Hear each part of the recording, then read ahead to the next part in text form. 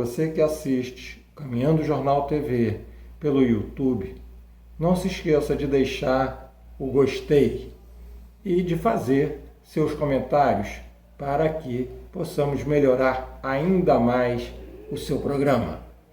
O processo eleitoral brasileiro já foi iniciado desde o fim do ano de 2021. As movimentações em busca de alianças políticas passaram a ser a principal preocupação dos futuros candidatos. Nessas movimentações eleitorais, fica evidente, no entanto, o domínio da pauta da centro-direita, ou seja, a preocupação desses discursos se afirmam subordinados pela lógica da gestão, se esquivando em tocar nos pontos centrais e que estão intimamente ligados à concentração de rendas e à fome que afeta 115 milhões de brasileiros. Dessa forma, trazem para o debate não o enfrentamento dos problemas sociais, mas quem apresenta o melhor discurso empresarial. Por outro lado, a esquerda, que sempre se caracterizou por sua postura antissistema, há algum tempo assumiu a disposição de se integrar ao jogo político definido pela direita. Hoje, o líder das pesquisas para presidente se movimenta atraindo antigos opositores neoliberais. O PT resume a luta política ao mero jogo eleitoral. Mas e as reformas trabalhistas e da Previdência que tanto violentaram os trabalhadores e os mais pobres? Elas serão revogadas, mesmo tendo seus defensores como aliados? Por isso, nunca é demais lembrar um trecho de poesia do grande poeta Tiago de Mello: não somos nem melhores nem piores, somos iguais. Melhor é a nossa causa, na prática cotidiana da chamada vida. Fomos sempre e somente como os outros, e muitas vezes como os piores dos outros, os que estão do outro lado, os que não querem, nem podem, nem pretendem mudar o que precisa ser mudado. A esquerda não pode se perder no jogo dos poderosos e se tornar uma força política comportada. Não pode abandonar a utopia de que a vida possa um dia ser mesmo a vida e para todos.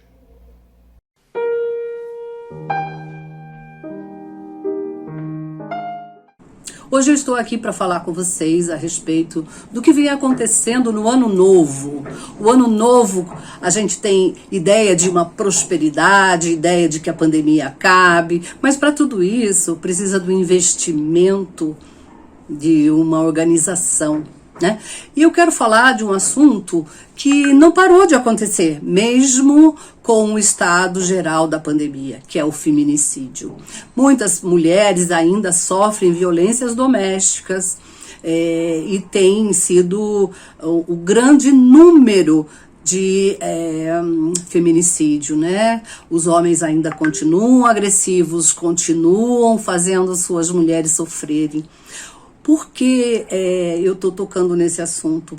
Para não cair no esquecimento de que não só as mulheres precisam de tratamento para se afastarem do algoz, mas os homens precisam do acolhimento. E isso é um problema de saúde pública. Então, acolher esses homens violentos para que eles tenham mais consciência do que eles estão fazendo com eles mesmos, né? E com as suas companheiras amorosas. E a gente vai continuar falando nisso até que isso dê uma melhorada. A Lei Maria da Penha está aí para nos ajudar, mas ela não resolve tudo. Então, precisa que você, mulher, tenha coragem e vá denunciar o seu agressor. E você, homem, agressor, busque ajuda. busque ajuda para saber o porquê que você vem fazendo isso com quem está do seu lado.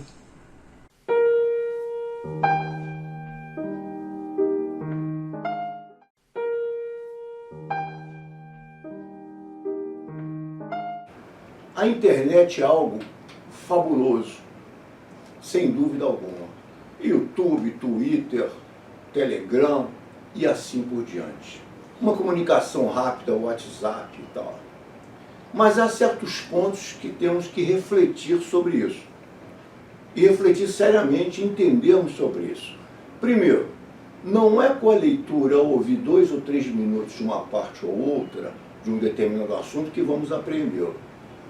A internet não substitui o livro, em que você marca, você detém, você vê e relê facilmente, sem ter que ter o WhatsApp, sem ter que ter computador e assim por diante. Então, a internet tem prós e contras.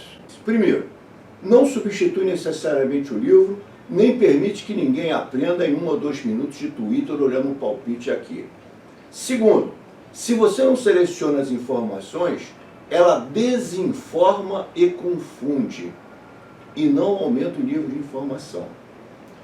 Terceiro ponto, a internet pode fazer você perder um enorme tempo, sendo remetida a você enormes matérias de 2 horas, 3 horas, que nada tem a ver, às vezes, repetições de jornais, etc., e você gastar um tempo excessivo com WhatsApp, internet e assim por diante. De outro lado, como já falamos, você pode ter informações fabulosas, inclusive um saber coletivo mundial através do YouTube, por exemplo. Além desses aspectos, há outros em relação à internet. Por exemplo, não consideremos que a internet seja imparcial, ela é parcial. O famoso algoritmo que indicaria melhores colocações na internet, divulgação, etc., ele é provadamente de direita, conservador, pró-império americano. O jornalista Pedro Doria fez uma bela e pequena reportagem sobre isso e existem outros dados. Então, primeiro, é parcial a internet. E o algoritmo também, estando voltado ao conservadorismo, à direita, ao império do capital. O que significa o seguinte, o sistema tem um viés ideológico. Além disso, há outros aspectos da internet, alguns até piores. O controle que a internet desenvolve sobre cada um de nós e o conhecimento que tem de cada um de nós, inclusive violando a nossa privacidade. Há um controle do que você compra, do que você pede, dos seus gostos e assim por diante. O que vai permitir dirigir produtos a você. Mas isso não é o pior. Vai permitir também o controle ideológico, saber o que você pensa e que tipo de propaganda técnicos, especialistas deverão dirigir a você para conseguir o seu voto numa determinada direção ou o seu apoio numa determinada direção. Não dance o tango da morte, dance conosco o tango da alegria. Caminhando Jornal TV, cultura, política, música, poesia, dicas, sem fake news e sem enrolação. Sábado, 13 horas, na TV Comunitária do Rio de Janeiro, canal 6 da NET. Também no YouTube.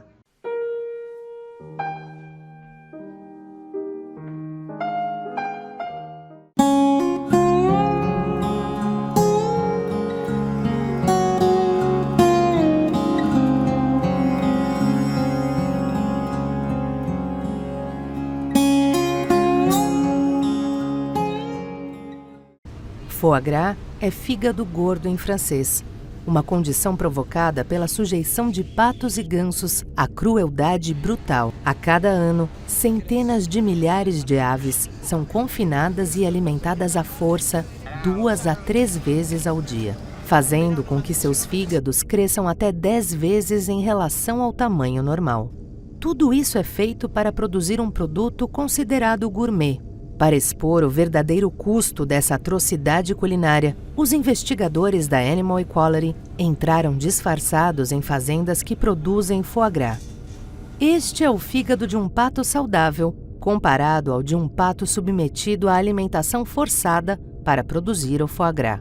As diferenças são óbvias. O segundo sofre de esteatose hepática, ou doença hepática gordurosa, uma condição na qual o excesso de gordura se acumula no fígado. Comer este fígado é comer um órgão doente. Seus bicos são cortados sem anestesia, gerando intensa dor.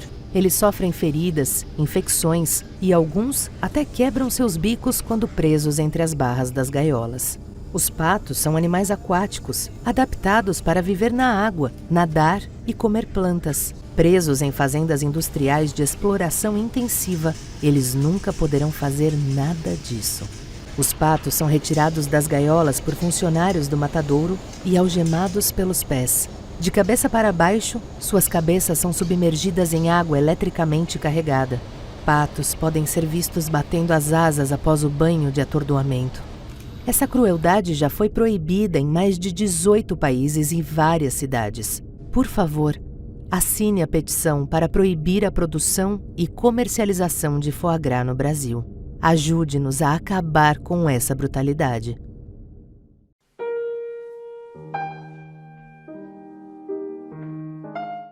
Meu fato em destaque vai para a questão da vacinação do Covid-19.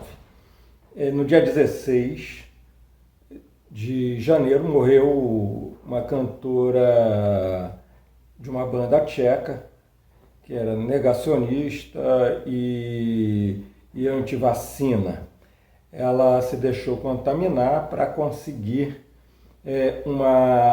um certificado de imunização, né? E acabou falecendo, que foi extremamente lamentável pelo filho, que disse que ela preferiu acreditar em pessoas estranhas do que na própria família. Enquanto isso, no Brasil, nós vemos um governo negacionista que retarda a vacinação de crianças por ser também antivacina, né, podendo levar à morte de milhares de crianças, sem comprar as doses necessárias para a imunização das crianças brasileiras. Ou seja, não basta os exemplos que estão espalhados pelo mundo inteiro, né? O nosso governo continua insistindo de que é melhor, né, você deixar contaminar as pessoas, quem tiver de morrer que morra, né? Mas aí a gente vai conseguir a imunização de rebanho.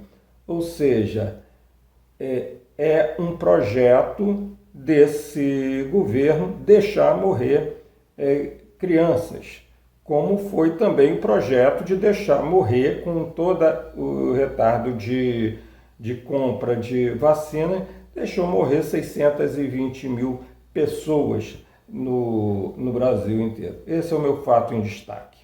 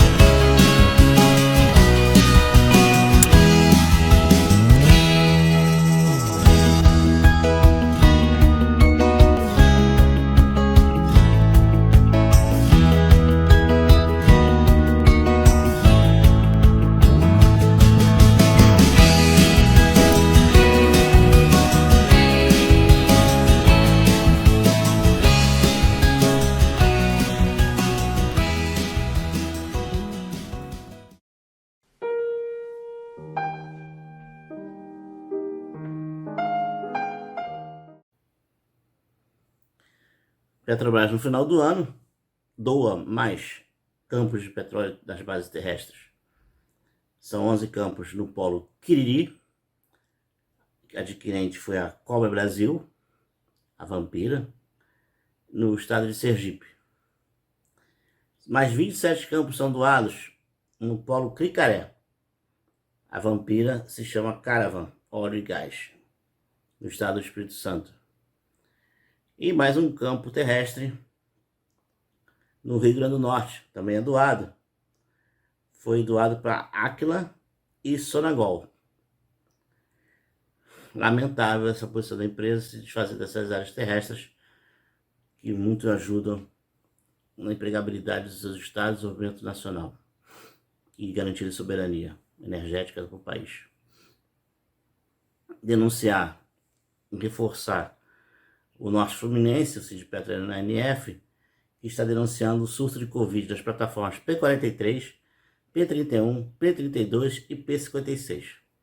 Vários camaradas estão com Covid e estão a bordo das plataformas, chegando ao cúmulo de faltar álcool gel nessas plataformas, ou em algumas delas.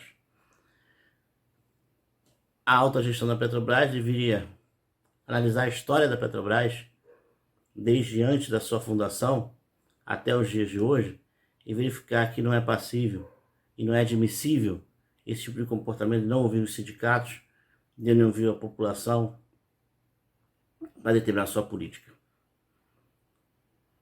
Defender a saúde do trabalhador é defender a Petrobras. Não tenham dúvida disso. E fim da PPI, que está penalizando em muito o povo brasileiro.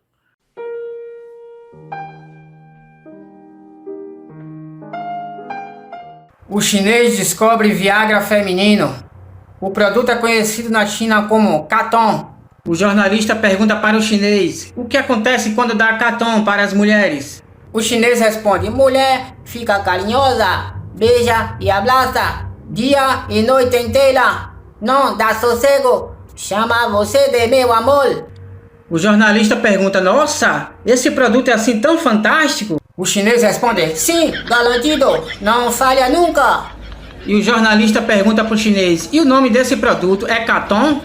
O chinês responde: sim, é cartão de crédito.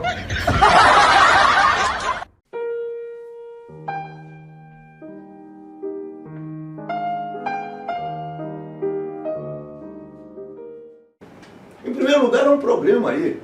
Esquerdas, o que são esquerdas? Diríamos que são correntes políticas autênticas, não basta falsificar, que buscam um igualitarismo com dignidade para a pessoa humana. Isso seria uma esquerda, igualitarismo com igualdade para a pessoa humana.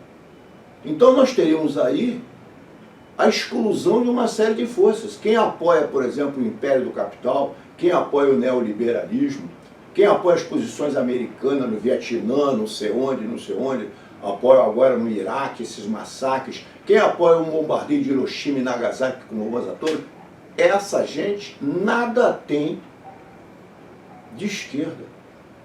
Eu diria que nada tem nem de democrata. E a esquerda é, antes de tudo, democrata, governo do povo, pelo povo, para o povo realmente. Não é numa falsificação. Não é como acontece hoje nos Estados Unidos, plutocracias, governo de ricos, se dizendo democráticos e populares. E quem diz isso não sou eu. Jimmy Carter já diz isso há muito tempo, a fraude nas eleições americanas, a manipulação. Lá também, como aqui, um estado de exceção. Mas por que, então, as esquerdas estão desaparecidas, não se entende direito nada disso, etc. Por uma série de razões. Em primeiro lugar, eu vou enumerar rapidamente aqui e adiante, tendo tempo, talvez em outros números de Caminhando do Jornal, possa se analisar. Primeiro, porque abandonaram certas lições clássicas dos grandes mestres. Por exemplo, o papel dos intelectuais em analisar conjuntura, em ver fatos que despertassem, etc., as massas, etc. Segundo, por exemplo, a questão da fagulha. Acho que o movimento sindical por si só, de repente, muda tudo e toma posições além do próprio sindicalismo.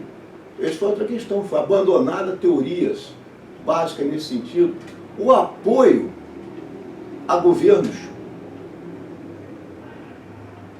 o apoio das pseudo-esquerdas ou esquerdas mesmo, algumas se auto-intitulando comunistas, a governos neoliberais, a governos do império do capital. Ora, isso é absolutamente o oposto do que diziam os grandes mestres de esquerda. Grandes mestres marxistas é o oposto. Diziam que poderia participar no parlamento, mas não apoiando governos. Então já temos aí várias questões. Mas temos outras ainda, muitas outras questões. O fato de, a partir de certo momento, não haver mais uma internacional socialista ou capitalista com efetiva atuação por acordos feitos no campo internacional, até pela supremacia e pela vitória do Império do Capital no plano mundial. As bombas atômicas no Japão, que intimidaram o mundo, não houve mais essa grande diretriz. Depois, a derrota e os desvios na antiga União Soviética, em que os Estados Unidos forçaram uma situação e houve uma queda lá da antiga União Soviética que deu um desânimo, como se ali alguma vez tivesse havido socialismo. Houve ali erros vários. E realmente nunca houve socialismo nenhum, nem lá nem no mundo. Muito menos comunismo. Outras questões também. A grande habilidade do Império do Capital, seus estrategistas, etc., nas suas táticas para vencer a luta ideológica e política.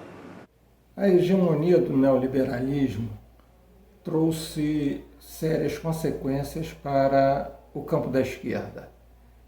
Fica aí evidente quando diversos partidos, diversas concepções de esquerdas, ditas de esquerda, apostam todas as suas fichas no jogo institucional. E apostar suas fichas no jogo institucional implica justamente em participar do jogo apenas.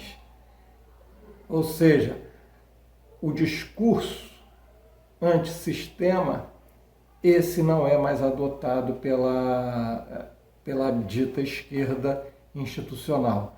Isso é um problema grave. Por quê? Porque ao abandonar o discurso antissistema, se abandona uma condição fundamental que sempre marcou a esquerda, que foi o tensionamento para as mudanças sociais mais radicais, ou seja, as mudanças fundamentais para a construção de um novo projeto de sociedade.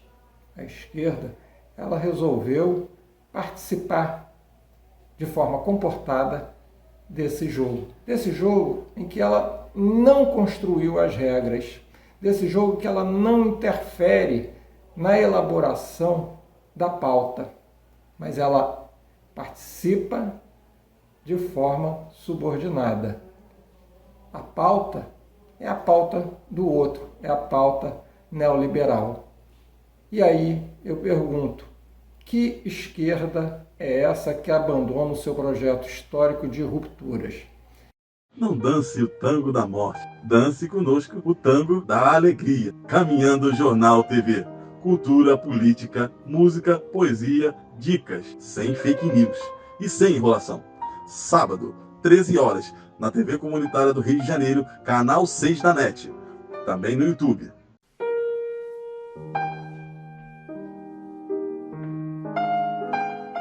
Ele foi eleito defendendo a tortura, ou defendendo a gente, às vezes que tortura era pouco, de ter matado 30 mil pessoas, inclusive o Fernando Henrique Cardoso. Quer dizer, ele assumiu com esse discurso, nunca renegou esse discurso, pelo contrário. Quer dizer, o perigo é real, a gente corre mesmo esse risco. E estamos aí, sem falar do que é já um enfrentamento genocida da Covid, né? Não há a menor compaixão, entende? É um fim de linha, não há civilização mais que resiste. Então eu fico torcendo primeiro para cair esse homem de uma vez, se possível, para parar de morrer tanta gente e para ver se é possível reeducar as nossas polícias e ver como é que estão se formando esses oficiais de exército, porque esses oficiais que estão no poder hoje foram criados durante a ditadura passada. Então imagina o que está se criando hoje nas academias, em Agulhas Negras, quem está se criando, que tipo de gente vai sair daí para estar do poder daqui a 30 anos, se o poder ficar na mão dos militares. Porque a gente tem que ficar sujeito a isso, quer dizer, um general moleque dá um soco na mesa, a república treme.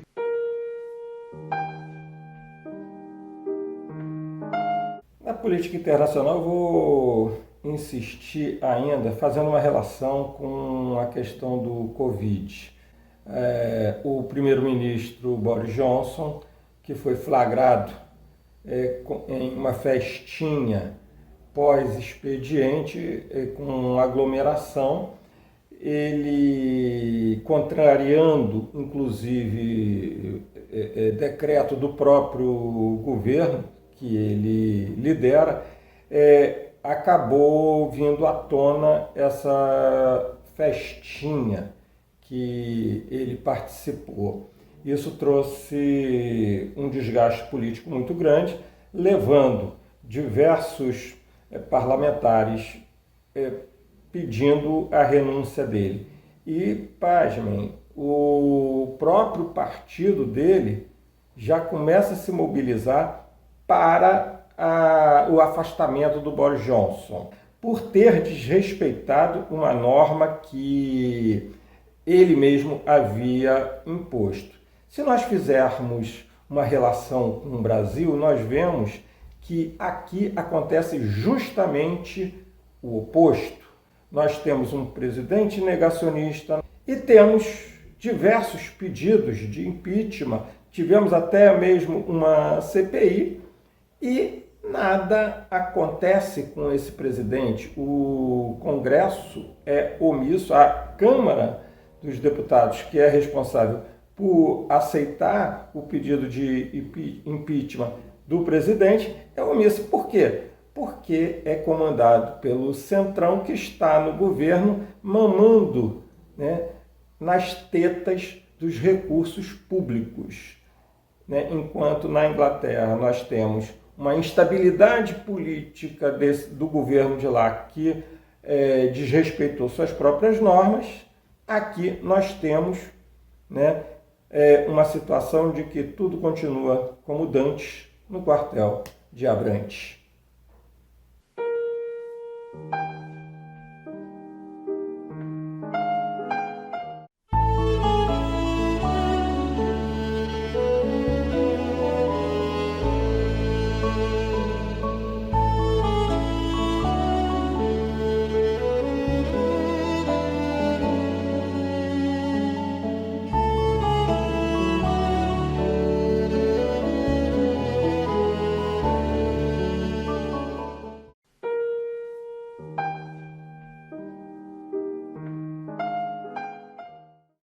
A realidade, às vezes, parece desafiar a ficção. Foi o que aconteceu em 6 de janeiro de 2021. Passado um ano da invasão do Capitólio, ainda é difícil de acreditar que o então presidente dos Estados Unidos, Donald Trump, insuflou uma verdadeira multidão a marchar rumo à sede do Poder Legislativo e interromper à força a cerimônia de confirmação da vitória eleitoral de Joe Biden. Mais de 700 pessoas foram diretamente processadas e penalizadas pela barbárie transmitida ao vivo de Washington, D.C., mas para os especialistas, essa resposta não foi suficiente. Dizer a você que qualquer decisão do senhor Alexandre de Moraes, esse presidente não mais cumprirá.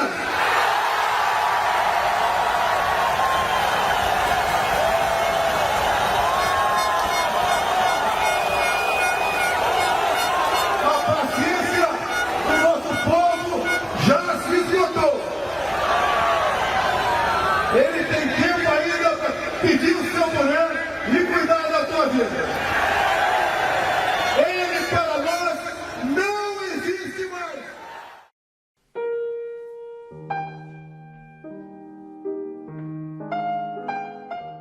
Amadeu Thiago de Mello nasceu em Barrinha no Amazonas em 1926 e faleceu em Manaus em 1922, em janeiro, com 95 anos de idade. Era médico, escritor e grande poeta e humanista. É considerado um dos poetas mais influentes e respeitados, e suas obras são traduzidas em mais de 30 idiomas. Escreveu também crônicas diariamente no Correio da Manhã, no Rio de Janeiro. Foi adido cultural do Brasil, na Bolívia e no Chile. Abandonou Itamaraty porque não desejava servir à ditadura militar de 1964. Então, ele exilou-se posteriormente no Chile. Inicialmente foi preso. Retornou ao Brasil só após a ditadura ser encerrada. Publicou vários livros de poema. O mais famoso tem um poema que diz os Estatutos do Homem, dedicado ao amigo escritor Heitor Coni, preso na ditadura de 64. Deixou um grande legado humanista, patriota, e a sua poesia foi universal, porque defendeu os oprimidos. Tenho dito. Venho armado de amor para trabalhar cantando na construção da manhã. Amor dá tudo que tem. Reparto a minha esperança e planto a claridão de um verde novo que vem. Um dia, era quase a primavera no Chile, a cordilheira dos Andes ardendo em fogo, quiseram calar para sempre o meu coração de companheiro. Mas atravessei o incêndio e continuo a cantar, publicamente. Não tenho caminho novo. O que tenho de novo é o jeito de caminhar. Mas com a dor dos deserdados e com o sonho escuro da criança que dorme com fome, aprendi que o mundo não é só meu. Mas, sobretudo, aprendi que, na verdade, o que importa, antes que a vida apodreça, é trabalhar na mudança do que é preciso mudar, cada um na sua vez e cada qual no seu lugar.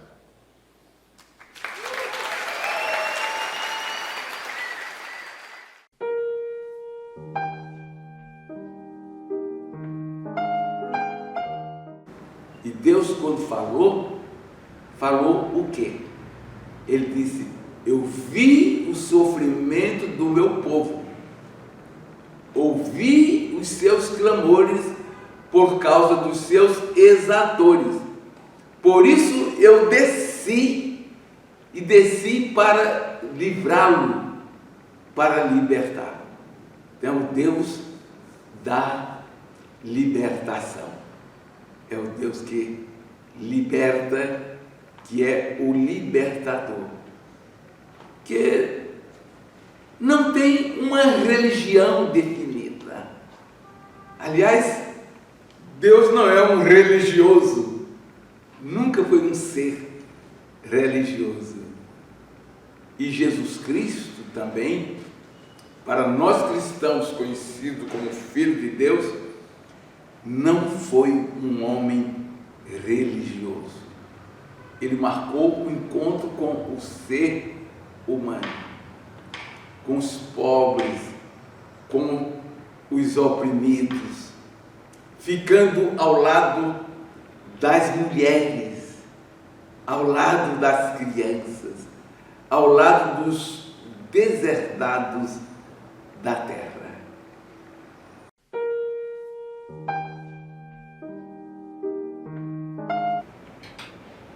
Nosso país não está indo para eleições normais em 2022.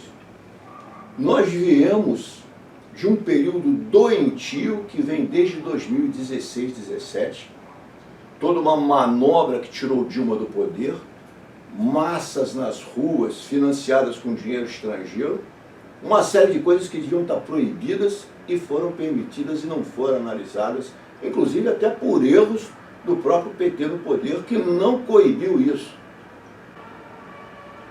O atual presidente vence no Brasil, levado por imensa campanha de fake news, estrangeiros organizando a campanha como o Bannon e outros, em toda uma manobra da direita mundial, que o Brasil foi um dos laboratórios, chega ao poder de forma ilegítima, fazendo campanha dentro de quartéis, com militares junto ao Supremo Tribunal Federal pressionando, com famosos segredos com o general Vilas Boas, etc., mais uma vez com presença militar. E depois de toda essa anomalia que esse sujeito chegou ao poder, tivemos anos aí de ameaças de golpe, ameaças sobre o país, Covid, o povo doente, doentio, massas, grandes massas ignorantes, e assim por diante. Então, nós estamos indo para essas eleições com 120 pedidos de impeachment detidos na Câmara dos Deputados por alguém adepto ao presidente. Deputados não votando o impeachment e inúmeros deles beneficiados por um orçamento secreto. É um absurdo. Por outro lado, estamos claramente num estado de exceção, como cansamos de dizer aqui, em que através de manobras, interpretações da lei, etc., a legislação é distorcida. Isso já vem no Brasil de longa data. Autoritarismo e impunidade do Paulo Napoleão já revelava isso décadas atrás. Mas hoje atingiu um nível quase que formal, não é mais um estado de exceção informal e implícito, é quase formal e explícito, faz-se abertamente. Então é toda uma justiça que agoniza, uma justiça doentia que temos no Brasil, o que mostra o estado de exceção.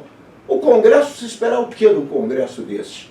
Com orçamento secreto, 120 pedidos de impeachment não julgados, isso é constitucional? Foi para isso que criaram o presidencialismo e impeachment? Temos um presidencialismo ultra-autoritário e absurdo. Então nós estamos indo para eleições num clima doentio, com um povo infantilizado e doentio, como não existe só no Brasil. Isso também permitiu manobras na Itália em outros tempos e em outros países. Estamos indo para essas eleições com um povo, um genocídio no Brasil, sem dúvida nenhuma, uma traição nacional, porque evidentemente 7, 8 mil militares incrustados em cargos públicos, beneficiados, salários contidos, uma crise de grandes proporções, grupos minoritários como bancos enriquecendo, essas questões não são nem discutidas. Então, uma situação de anomalia total nessas eleições. E o povo humilhado, esbofeteado, xingado de maricas, de covarde e assim por diante. Quando, na verdade, a covardia máxima é do lado contrário, porque trata-se de um povo religioso em sua maioria, ignorante, desarmado, enquanto esses cidadãos têm polícias militares violentas, fortemente armadas, milícias, vide o livro República das Milícias, né, do Manso, e, além disso, forças armadas. Então, é uma covardia máxima, a mesma covardia que fizeram na Revolução Federalista do Rio Grande do Sul, que fizeram em Canudos, que fizeram em vários lugares do Brasil. Covardia absoluta contra o povo. E quem está atrás de tudo isso? O Império Americano.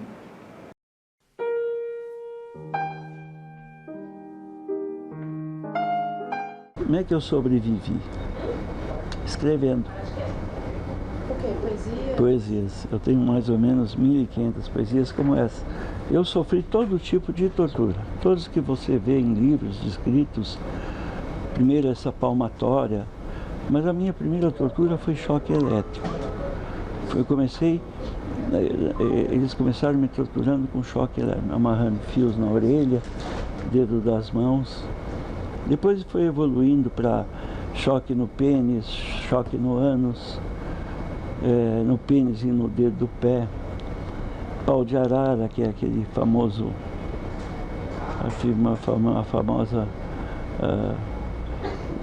são 2 cavaletes com ferro atravessado, você é pendurado, ali você apanha, ali você leva choque elétrico. Eles me colocaram na cadeira do dragão, que era uma cadeira com assento metálico, e ali eles davam choque na cadeira, e você levava choque no corpo inteiro. Logo depois que eu saí da cadeia, eu me tornei um alcoólatra. E eu trouxe esse álcool até uns 5, 6 anos atrás, não faz muito tempo. Na comissão de anistia, um grupo chamado Clínica do Testemunho. E o grupo foi muito importante.